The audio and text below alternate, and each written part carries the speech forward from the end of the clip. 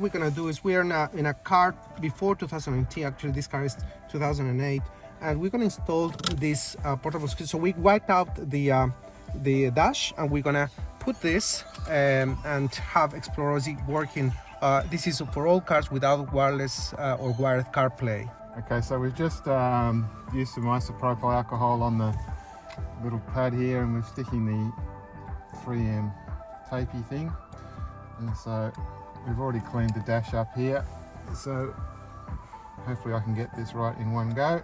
We'll just get it and put it on right away. So just held on with tape, so we'll be giving it a few tests in the full driving mode to make sure that it stays on.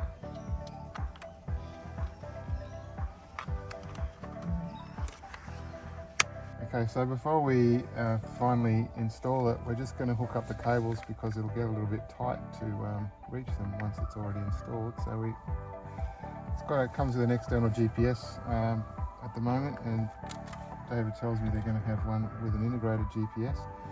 And then this is the power adapter, plug that in as well, so that it's all plugged in before we mount it, so that we don't have any complications later on. There's obviously an SD card slot, and there's an auxiliary slot so that you can hook up the audio to your car system if you're wanting to put it through your car stereo system. Okay, so now we'll have another go at that mounting. We'll get the cables under the dash piece once we've got it installed.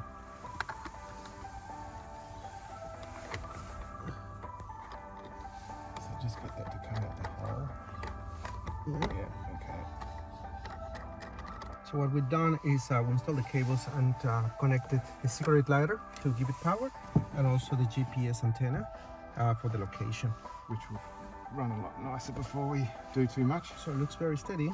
And